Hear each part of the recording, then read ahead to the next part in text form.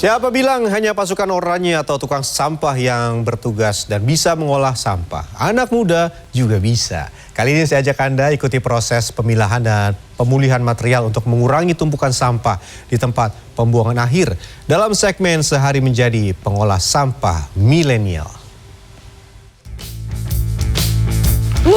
Saya yakin, saya berotot.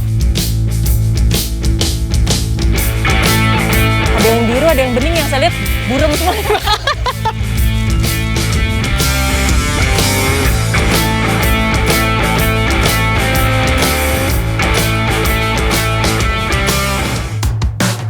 Setiap harinya, semua orang pasti memproduksi sampah baik organik maupun anorganik. Data Kementerian Lingkungan Hidup menyebut sebanyak 175.000 ton sampah dihasilkan per hari. Apabila diakumulasikan, bisa menyentuh angka 64 hingga 65 juta ton sampah dalam setahun di Indonesia. Dan sangat disayangkan jika sampah yang sedemikian banyaknya dibuang dan dibiarkan menumpuk begitu saja di tempat pembuangan akhir alias TPA. Padahal sampah bisa disulap menjadi sesuatu yang berharga dan bermanfaat. Selamat datang di segmen Sehari Menjadi. Kali ini saya ingin menjadi seorang pengolah sampah milenial.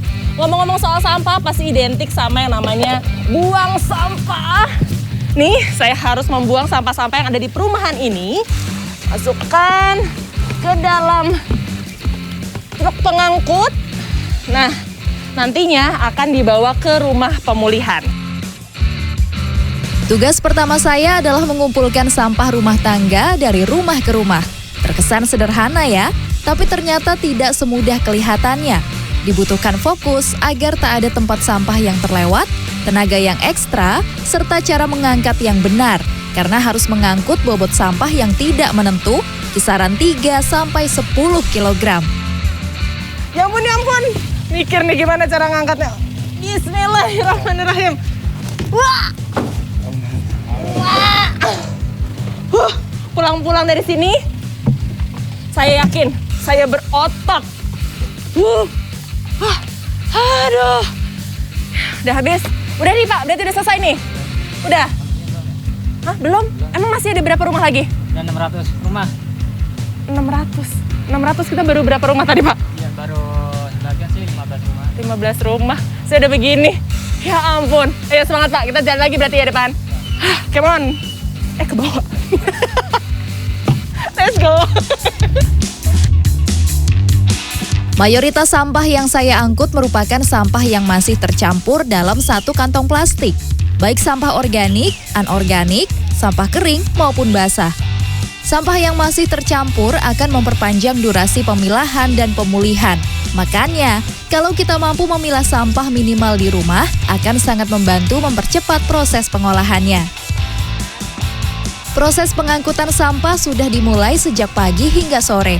Namun, apabila truk angkut sampah sudah penuh, maka sampah-sampah tersebut akan langsung dibawa ke rumah pemulihan material atau RPM untuk diproses lebih lanjut. Setiap hari setidaknya ada 30 hingga 40 ton sampah mampu terangkut dan diolah. Sampah ini jadi masalah di Indonesia karena belum diangkut 100%. Masih ada pihak-pihak dan masyarakat yang belum mendapatkan jasa pengangkutan sampah. Sampah DKI Jakarta itu sekitar 7.000 sampai 8.000 ton per hari. Ya, 7.000 sampai 8.000 ton per hari. Per 2 hari, sampah rekan-rekan warga DKI Jakarta mampu membangun sebesar 1 Candi Borobudur dari sampah. Setibanya di RPM, sampah yang sudah terkumpul dari residen maupun mitra akan dipilih menjadi 2 bagian terlebih dahulu, yakni organik dan anorganik. Sampah yang termasuk kategori organik kemudian akan dibagi lagi menjadi 2 kategori, yaitu sampah dapur dan sampah taman. Mengusung visi Zero Waste, seluruh sampah yang masuk ke RPM akan diolah secara maksimal dan mendetail agar bisa habis atau menjadi sesuatu yang lebih bermanfaat. Sampah dapur misalnya akan diolah menjadi bubur pakan untuk ternak lalat. Wih! Nah, di bawah ini sudah ada bubur. Tapi kalau biasanya kita makan bubur buat sarapan, ini buburnya kali ini bukan buat kita ya, Kang? Bukan. Buat siapa, Kang? Kasih tahu, Kang. Ini bubur ini buat maggot nih. Buat maggot, ulat Iya. kecil-kecil itu ya, Kang? Iya. Nah, terus ini diisi sampai kapan nih saya ngisi? Diisi nyampe penuh, lalu dituangin ke box. Oke. Proses ternak lalat tergolong singkat. Magot atau bakal calon lalat akan menghabiskan bubur dari sampah organik selama 7-10 hari hingga tiba waktu panen. Ketika sudah menjadi lalat, mereka akan bertelur, bisa dipanen, kemudian proses awal diulang kembali. Eits, tidak hanya itu loh, magot-magot tersebut juga bisa dikeringkan untuk dijadikan pakan burung dan tentunya menghasilkan cuan. Lantas bagaimana dengan sampah taman? Tentu tak hanya akan dibiarkan menumpuk begitu saja di open window area, melainkan juga dimanfaatkan kembali dengan mengolahnya menjadi pupuk kompos. Tidak main-main, ratusan bungkus karung berisi kompos seberat 20-35 kg bisa diproduksi setiap harinya di sini. Setelah difermentasi selama 3 bulan, akhirnya kompos siap untuk dipanen. Tapi siap dipanen bukan berarti siap untuk didistribusikan. Melainkan harus dimasukkan terlebih dahulu nih ke dalam mesin ayakan ini hingga nantinya besaran dari kompos ini bisa seragam. Setelahnya ada proses selanjutnya yaitu packing atau pengepakan. Dari pengolahan sampah organik, mari bergeser melihat proses pemilahan sampah anorganik. Ternyata kompleks sekali ya.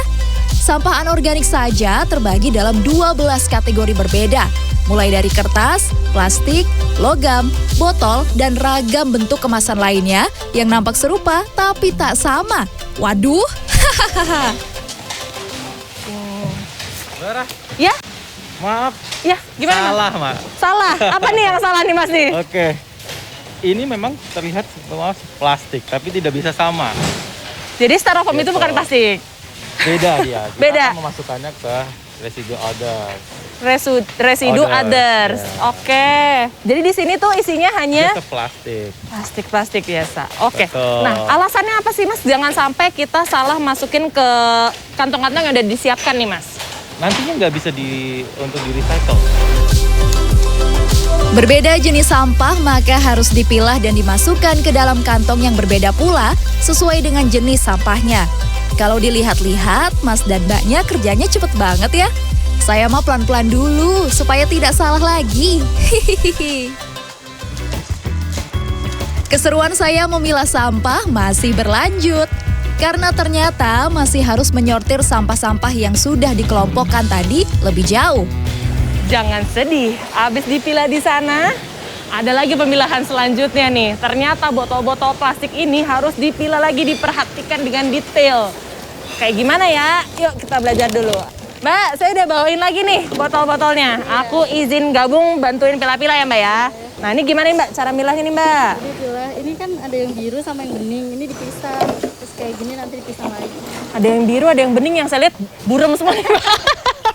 Ini yang biru. Dia tuh kayak dari gini. mana nih? Dari belakangnya kan kelihatan biru. Oke, nah kalau ini? Ini bening. Oh ini bening, oke. Nah kalau masih ada isinya, Harus dibuang dulu. dibuang ya, jangan diminum. Botol plastik sebelumnya harus dipisah dari tutup dan stikernya. Sebab botol yang terpasang stiker artinya sudah terkontaminasi dan akan jauh lebih sulit untuk diolah. Sementara itu, tutup botol akan dikumpulkan sesuai warna. Botol-botol plastik yang tadi sudah dipilah dimasukkan ke dalam karung. Nah, tugas berikutnya adalah mengepres botol-botol plastik. Nah, alat ngepresnya udah ada di belakang sana. Kita harus narik ini. Berat banget. Ini berapa kilo ya, Mas? Ini 7 sampai 9 kilo. 7 sampai 9 kilo. Tapi biasanya sampai berapa belas kilo nih, Mas? Sampai bisa ada yang 15 kilo juga. Ada 15 kilo biasanya. Tak hanya botol plastik, tapi seluruh sampah yang telah dipilah akan dipres.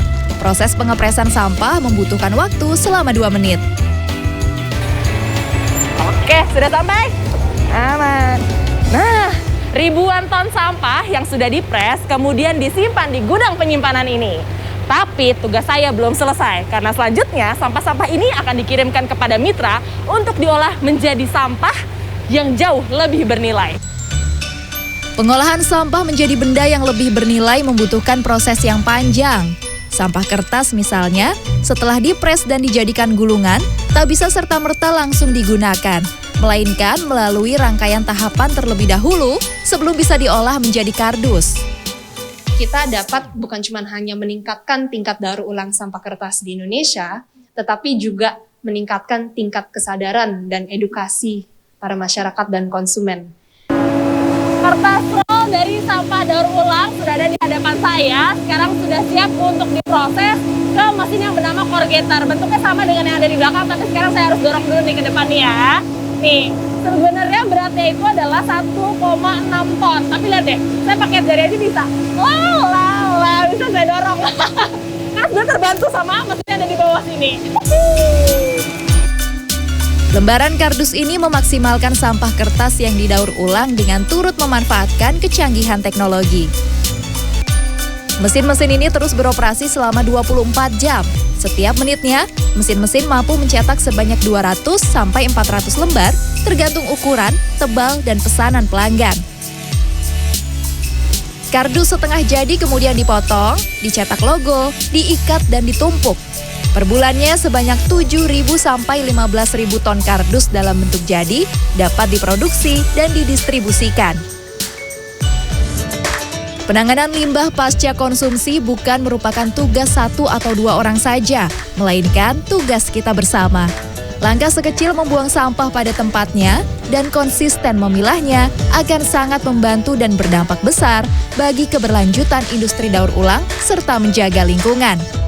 Clarissa Aradia, Maria Oktoba, Bekasi, Jawa Barat.